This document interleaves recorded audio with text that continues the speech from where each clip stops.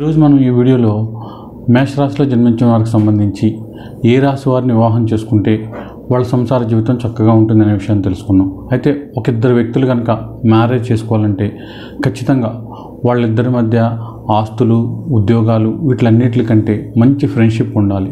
అలాగే వాళ్ళిద్దరి మధ్య మంచి ఎఫెక్షన్ ఉండాలి, డీప్ లవ్ ఉండాలి, డీప్ లస్ట్ ఉండాలి. ఈ 4 ఉంటేనే ఆ సంసార జీవితం అనేది చాలా చక్కగా ఉండే అవకాశం ఉంటుంది.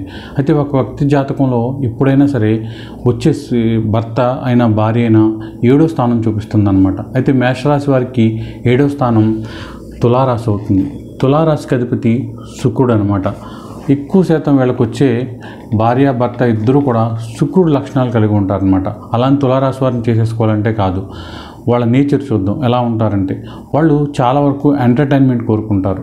శుక్రుడు మెటీరియలిస్టిక్ లైఫ్కి, విలాసాలు, లగ్జరీ వస్తువులు వీటిలన్నిటికీ, మోడర్న్ డ్రెస్సెస్ అధిపతిగా ఉంటారనమాట.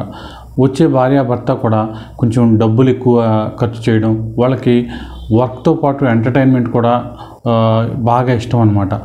ఈ మేషరాశి వారికి వచ్చేసరికి కొంతవరకు వీళ్ళు షార్ట్ రిలేషన్షిప్ మీద ఇంట్రెస్ట్ ఎక్కువ ఉన్నవాళ్ళు అనమాట. ఇలాంటి వాళ్ళకి ఇలాంటి స్పౌజ్ రావడం వలన మేషరాశిలో జన్మించిన వాళ్ళకి 100-50% వరకు డిస్టర్బెన్స్లు ఎక్కువగా ఉంటున్నాయి అన్నమాట.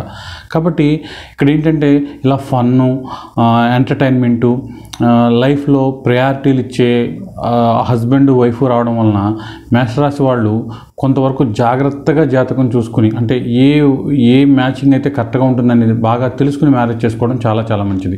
అయితే ఇప్పుడు మనం ఏ రాశుల వారిని చేసుకోకూడదు అనే విషయాన్ని చూస్తే మేషరాశి వారిని చేసుకోకూడదు, వృషభ రాశి వారిని చేసుకోకూడదు, మిథున రాశి వారిని చేసుకోకూడదు, అలాగే కర్కాటక రాశి వారిని కూడా చేసుకోకూడదు.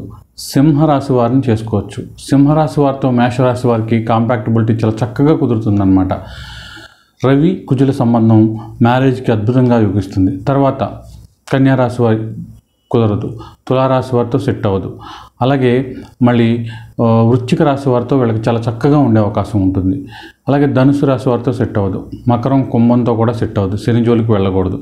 అలాగే మీనం కొంతవరకు పర్లేదు, మీనం సెకండ్ ప్రయారిటీ.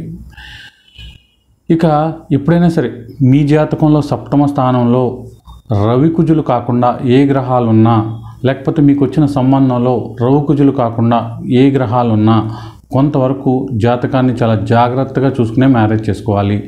ఈ రోజుల్లో రకరకాల ఇష్యూలు వచ్చేస్తున్నాయి, ఫెర్టిలిటీ ఇలాంటి డిఫరెంట్ ఇష్యూస్ వచ్చేస్తున్నాయి. కాబట్టి కొంతవరకు మ్యారేజ్ చేసుకునేటప్పుడు 7వ స్థానాన్ని, అది భర్త చాట్లోనూ నవాంశ చాట్లోనూ కూడా 7వ స్థానాన్ని జాగ్రత్తగా పరిశీలించుకుని వివాహం చేసుకుంటే వాళ్ళిద్దరి మధ్య మనం ఏదైతే 4 విషయాలు చెప్పుకుంటున్నామో, deep friendship, deep affection, deep love, deep lust ఉండే అవకాశం ఉంటుంది. దానివలన ఎలాంటి ఇబ్బందులు వచ్చినా సరే, ఫైనాన్షియల్గా కానివ్వండి, పర్సనల్ లైఫ్లో కానివ్వండి, వాళ్ళు ఒకరినొకరు విడిచిపెట్టుకోకుండా లైఫ్ లాంగ్ కూడా కలిసి ఉండే అవకాశం ఉంటుంది.